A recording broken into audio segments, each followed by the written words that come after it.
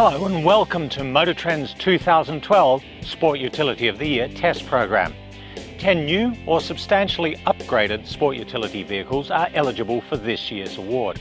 They are BMW X3, Dodge Durango, Dodge Journey, Ford Explorer, Jeep Wrangler, Mercedes-Benz ML, Mini Countryman, Range Rover Evoque, Saab 94X and Volkswagen's Touareg. It's a diverse field filled with vehicles with very different capabilities and very different price tags. But it's important to remember that MotorTrend's Sport Utility of the Year program is not a comparison test. Each of the contenders is evaluated against 6 criteria: advancement in design, engineering excellence, efficiency, safety, value, and performance of intended function. This first part of the judging program puts all the contenders through MotorTrend's usual round of performance tests, including standing start acceleration, braking, and our unique figure 8 test, which provides an instant snapshot of a vehicle's steering, stability, and road holding. The judges are led on a detailed walk around of each contender by the MotorTrend staff member who attended the launch of the vehicle. The features and pricing of the vehicle are discussed, and the exterior styling and interior fit, finish, and usability are evaluated. Each of the judges drives each of the contenders on a closed course to evaluate performance and handling under extreme conditions, deliberately pushing each of the contenders much harder than their owners would ever drive them to find hidden faults. Engine noise, transmission smoothness, brake feel, and of course the effectiveness of stability control systems are all under the microscope here. But this is just the beginning, a first stage that separates those vehicles which don't meet one or more of the criteria from the real contenders.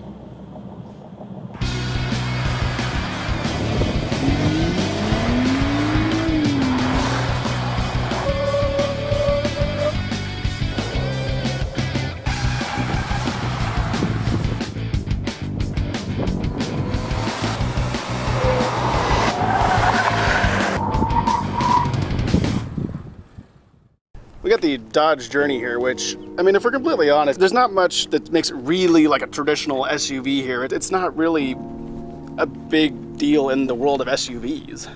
May not be a big deal in the world of SUVs until you start looking at our criteria, I think, and you start to see some interesting things crop up here. There's a very strong value play with the Journey. It is one of the most affordable SUVs on the market that can seat up to 7 passengers. Yeah, you don't drive it very hard. It's not meant to be a sporty kind of SUV, but there's a very high utility factor. So for those reasons alone, I think this one has to go on. So here we have the 2012 Saab 94X. This is kind of a sentimental favorite. I mean, this is kind of almost like a last hurrah for the brand. It is based on the Cadillac SRX, but I think it's amazingly well differentiated. It doesn't look anything like it. It goes around corners pretty well. Turbo engine has been smoothed out quite a bit from the early SRXs. Yeah, but I remember, back with Saabs when that turbo boost gauge really meant something. Like, yes, you're gonna have a little lag, but as soon as it popped to the top, boom, you're rocked back in your seat. And because they want to be all turbo, they chose the turbo, and it's kind of really too slow for this big of a car. And also, we talk a lot at SUV of the Year that we want the car to move the needle forward. I think this one's actually moving the needle backwards. I mean, it's just really not doing anything new, not doing anything different, and it's just not good enough to take with us. So this is the 2012 Land Rover Range Rover Evoque. This is a fashion statement, but at the same time, there's actual ability here. It's a lot of fun to drive. I really like this vehicle. It's a fashion statement, but it's also a really expensive fashion statement. It's almost $58,000 for this car, and it only has a turbocharged 4-cylinder engine. So I don't agree with keeping this in the competition, but everyone else is for it, so I'll concede. You often say that there are no bad cars anymore, but that's not an excuse for mediocrity. The 2-liter EcoBoost engine is doing it no favors. The Sync infotainment is probably the most advanced piece of technology you can get in a car right now. Do we need to talk about my Ford Touch? I mean, come on. Nobody likes that. It just doesn't meet any of the criteria very well, and we're going to leave it behind. All right, we're to the X3. This happens to be the turbocharged inline-6 version. It's a great overall package from BMW. Yeah, you feel like you're sitting on a bar stool in this thing. It's comfortable though. It's a comfortable bar stool. But it's not a BMW. Ultimately, it fits all the criteria, and we tend to like it, so we're going to bring it on to the next round. So the Dodge Durango, and I gotta tell you, I love driving this thing. It makes a terrific racket. Where the Durango lacks is engineering excellence. This has an old transmission, about 5 years old. It's a very simple product that does a lot of things well, but doesn't do anything exceptionally, and that's why I think it should stay.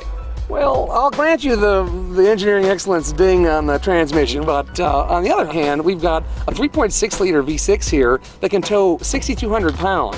So I would make the argument that in a lot of the criteria here, performance of intended function especially, this is one of the top SUVs here. I say it comes along. Well, here we have the 2012 VW Touareg. It's nicely German engineered, but it's been decontented a bit in its off-road ability versus the last model. I think it should stay. But there's no denying the diversity of the lineup. You have the hybrid, you have the VR6, and you have the regular diesel TDI. Pick any flavor, you're gonna have fun. It does a lot of things, and for those reasons, we think we should take it on. This is a 2012 Wrangler. I will not deny that this probably is the best Jeep ever. However, it is completely a unitasker. So I just don't think it meets the criteria of an SUV. It's an off-roader. Not only is this an American icon, but as you said, it's the best one ever. So it's the best version of an actual icon. As far as our criteria goes, it basically dings them all. I think there's no question, this one's coming forward. So here we are at the 2012 Mercedes-Benz ML class here. These guys kind of started this category in a lot of ways, and it's still unquestionably, an engineering masterpiece. The criteria that troubles me probably the most is value. We've got a diesel version, which I love diesels, but it starts out at $51,365, and this one is optioned up to $75,745. That's half of the base price added in options, and to me that's just about unconscionable. True, pricing is an issue with this one. It does tend to top out, but you can't argue with what this vehicle offers. Silky smooth ride, incredible interior, build quality is second to none, powerful, fun to drive, diesel and a gasoline option. Hard to argue with what they've offered here, so I definitely think it should go on to the next round. After 2 days of performance testing, detailed inspections and closed-loop driving, 7 of our original 10 contenders are still in with a chance. But the next 2 days are about sweating the details, about finding the one vehicle that best meets the award's 6 criteria. We have a 38-mile loop that includes freeway, 2-lane country roads and a dirt track, real-world roads, real-world driving conditions. Out here, we'll be evaluating things like ride quality, seat comfort, how easy the controls are to use, all the stuff that regular customers notice every day. On the dirt road, we'll learn about traction control and stability control systems, and general vehicle capability on marginal surfaces. And after all the driving has been done, all the tyres have been kicked, all the seats flipped and folded, and all the test data reviewed, the judges will sit down to discuss, debate and decide the 2012 Motor Trend Sport Utility of the Year.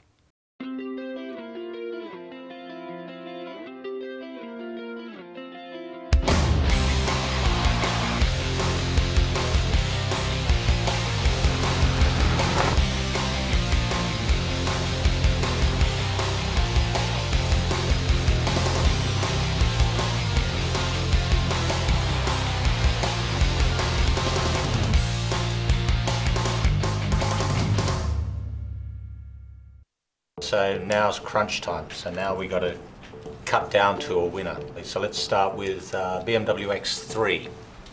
To me, the X3 goes down the criteria and nails them, almost all of them. I'm not sure it moves the ball all that far. The other one was a great handling, great driving car. This one is too, not a lot better. They haven't added a lot of other utilities, so to me it's not in my top list. Okay, next on the list, Dodge Durango. This is an interesting transition for those people that used to like body-on-frame SUVs and don't necessarily want to do that anymore. They want something unibody, and this is their option. But there was a few just glaring issues that I had with it. The engines don't feel very powerful. The V8 especially, it sounds good, but it just doesn't go. The transmissions both feel very outdated. The gearing in them doesn't feel good. When we see what the Journey has and what they can do, and they did in the Durangos, and that's just really disappointing. Actually, the Journey was probably one of those that was a bit of a quiet achiever, a bit of a surprise packet. Yeah, without question, the Dodge Journey was the big surprise for me. And what I liked about it was that it constantly surprised you. Everywhere that the Durango falls down, the Journey is stepping up, except for the transmission. I agree with you that it's a huge improvement over previous cars, and I think maybe that is blinding people a little bit. For a vehicle like that, it's still just not quite performing efficiently. As an overall package, it's decent, but it's not great at all. The next one, Jeep Wrangler, kind of shows how diverse this field is. At one level, we're talking about something that's almost like a minivan. Now we have something that's really iconic and a traditional roll crawl. It shows how much Sport Utility of the Year has changed. It also shows how much the Jeep remains a true off-road or a true sport utility vehicle. If you're a family, you've got a couple of kids or whatever, and you need something a little bit larger, but want something a little bit different, out of the ordinary for your daily driver, you can get by with this. You'll be able to get pretty much anything you want done with it and have something distinctive and maybe actually take it off-road sometime. Although in its newest form, it's probably the best Jeep Wrangler ever to date, but there's still some gripes that I've had. I found the long clutch, the language steering, they were just old characteristics that didn't match well for a modern pack of SUVs. So in my mind, that doesn't make it an SUV of the year winner. Okay, so we go from one of the most iconic and some would say old school sport utilities here to one of the most high-tech and advanced packages, the Mercedes-Benz ML class. The engineering is really outstanding. It doesn't look a lot different than the outgoing version, but the changes that they made are incredible. And you know, the best thing about it is that you can really transport a family of 4 on a week-long road trip and have enough room for luggage, and you're going wherever you're going in comfort. This is Mercedes-Benz, this is the ML. They invented, the segment. The ML that we drove, it was as expected. It was very capable, it was quiet, it was a splendid drive. But again, it just doesn't do it emotionally. It doesn't really push the bar any further down the field. For me, that can't be SUV of the year then. Okay, this one's a very interesting one and takes Range Rover into new territory. Very interesting vehicle. Yeah, I mean, I had no preconceptions of the Evoque. I just hadn't thought about it that much. But the first time I turned the steering wheel, I was just sort of instantly in love with the cars. It just had that wonderful kind of set that really good performing cars have. But we talk about in terms of moving the needle. Does it advance the bar? I mean, this kicks the needle into the next decade. This is what the future of the SUV has to be. I can't think of enough good things to say about the Evoque. It's just a wonderful, wonderful SUV. I'll add to that. The design in particular is spectacular. But I'm going to get really petty here, so brace yourself. The design says, I'm really technologically advanced. I'm with it, I get it, I have all the newest, latest features, bells and whistles. But you hop inside, and you turn on that infotainment system, and it's the same one I've seen in every Jaguar, and it's slow. The nav screen is a little cumbersome, and sure, there's a lot of camera and stuff hidden in there, but accessing is kind of a pain. And there's just some elements missing there that I really wanted to see that the design really sold me on. That's pretty petty. Told you, warned you. Okay, and that brings us to the last of the 7 that made it through the final round, the Volkswagen Touareg. It is a little less decontented, but they're well equipped. They feel classy on the inside. They're nice to drive. It's just a very solid car. Phil, I think you kind of made the case against it too, because they've really taken a lot out of it. It's a lot less capable off-road. I think it falls short in, I think, several of our categories where you would want it to be to make it a winner. Okay, so you all know the drill now. Hand out the ballot papers, and I want your top 3 choices on there, but only 1 vote counts, of course. First past the post. Remember, it's against the 6 criteria. So here we go.